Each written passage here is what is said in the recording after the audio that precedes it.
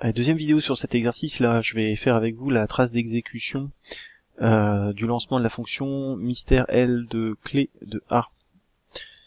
Alors allons-y, donc on a dit qu'on lançait ça avec clé de A ici.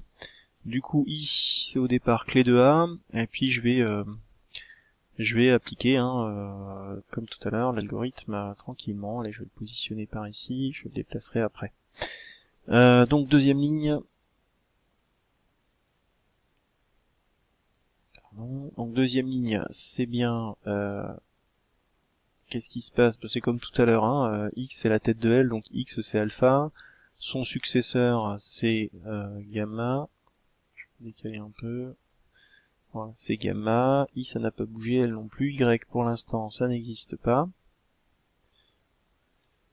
Point de verre successeur de X c'est point de verre de gamma, tête de L c'est alpha, et des tests j'en ai pas. On passe à la ligne 3, donc ligne 3 où j'ai qu'un test, donc le reste ne bouge pas.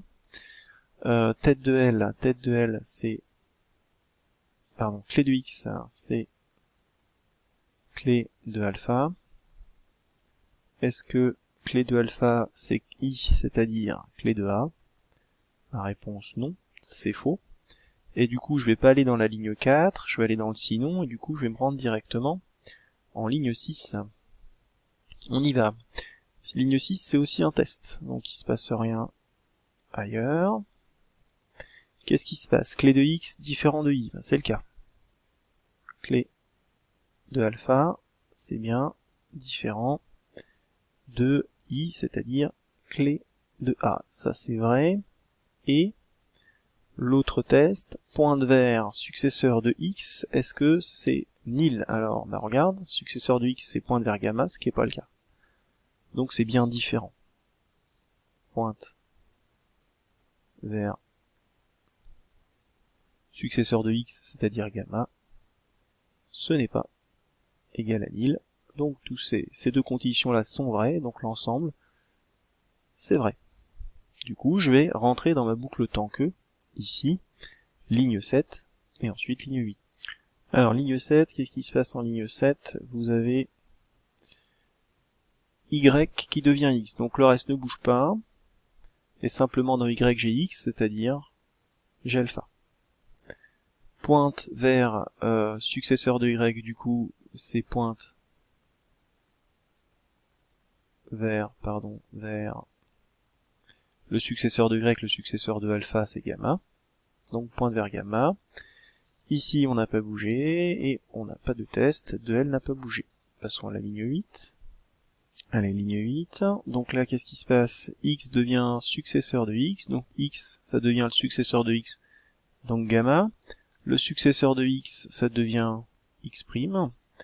I n'a pas bougé, L n'a pas bougé, Y, ça n'a pas bougé, ça n'a pas bougé. Par contre, pointe de successeur de X, du coup, le successeur de X, c'est pointe vers X'. Pointe vers X'. Donc on en est là. Et puis, le reste, ça n'a pas bougé. On arrive à la fin des instructions dans la boucle tant que. On va retourner au départ pour retester la ligne 6. Donc on y va, on retourne à la ligne 6. Donc c'est un test, rien ne va bouger. Et on va aller chercher le test. Alors le test, clé de X n'est pas égal à I. Alors clé de X, ici, votre X c'est gamma, donc c'est clé de gamma. Clé de gamma, ce n'est pas égal à clé de A. Donc le premier test renvoie vrai. Et pointe vers successeur de X, donc pointe vers X', est-ce que c'est rien? Bah non, puisque ça renvoie vers X'. Et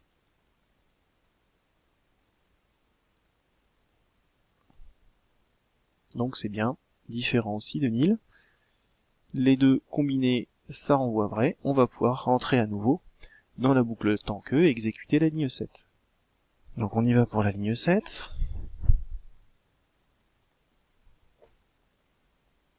Donc la ligne 7, pas grand chose à faire, Y devient X. Alors je vais dézoomer un peu qu'on voit le tableau. Donc ça bouge pas, ça bouge pas, ça bouge pas, ça bouge pas. Y devient X, c'est-à-dire ça devient gamma. Pointe de successeur de gamma, gamma renvoie vers X', donc c'est pointe vers X'. Ça n'a pas bougé, ça n'a pas bougé, ça n'a pas bougé. On passe à la ligne 8. Alors, ligne 8, X égale successeur de X, donc votre X, le successeur de gamma, c'est X'.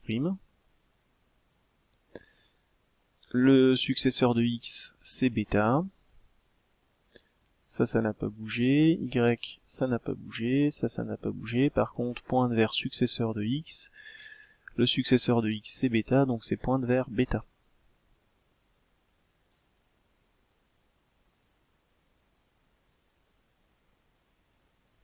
Et j'ai pas de test. On arrive à la fin des lignes à l'intérieur de la boucle tant que, des instructions, on va pouvoir retourner, refaire le test de tant que, afin de savoir si on continue. Donc on retourne en ligne 6. Tout ça n'a pas bougé.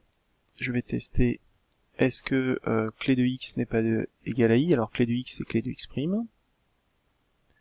Est-ce que le clé de X' c'est A? Ben non, c'est pas clé de A. Donc ça c'est vrai, c'est pas égal. Et l'autre, est-ce que pointe vers successeur de X, donc pointe vers bêta? Est-ce que c'est nil? Eh bien non. Donc ces deux conditions nous renvoient vrai. On rentre à l'intérieur de la boucle tant que, et on va appliquer les deux itérations qui s'y trouvent, et faire la ligne 7. Alors je vais compléter le tableau jusqu'à arriver au point saillant, c'est-à-dire quand le tant que, on va sortir de la boucle tant que, je complète le tableau, et je reprends la vidéo avec vous. Voilà, donc j'ai fait la trace d'exécution jusqu'à arriver au moment où X sera égal à A, et puis où je vais tester la ligne 6, et mes tests vont me donner faux, ce qui va me permettre de sortir de ma boucle tant que. Alors allons-y. Donc ligne 6, hein, ce qui se passe c'est le test. Donc est-ce que clé de X c'est clé de A? Est-ce que clé de A ce n'est pas égal à clé de A? Bah c'est le cas, donc ça vous donne faux. Je vais pas aller tester la deuxième, ça sert à rien. Du coup, je sais que je vais sortir de ma boucle tant que, et je vais directement arriver en ligne 10. Donc qu'est-ce qui se passe? Pointe vers successeur de Y, ça devient pointe vers successeur de X. Donc pointe vers successeur de Y, c'était ici. Ça devient pointe vers, on a dit successeur de X, c'est-à-dire on va pointer vers le successeur de X, qui est 3. Et l'algorithme, cette trace d'exécution est enfin terminée. Alors qu'est-ce qui se passe du coup? Qu'est-ce qui a changé? Si vous regardez bien, à plus aucun moment, je vais pointer sur A, puisque arrivé à bêta, je vais directement passer à 3. Pointe vers bêta, ça c'est mon X. Du coup, on va pointer directement vers 3. C'est-à-dire que ce que fait l'algorithme qui est là, c'est repérer l'étiquette A, et puis couper la corde ici, pour relier ici les deux cordes. Et du coup, finalement, cette fonction mystère, qu'est-ce qu'elle fait? Supprime l'élément qui porte la clé A, qui porte la clé indiquée comme attribut au début de votre fonction. Voilà. Voilà pour cet exercice.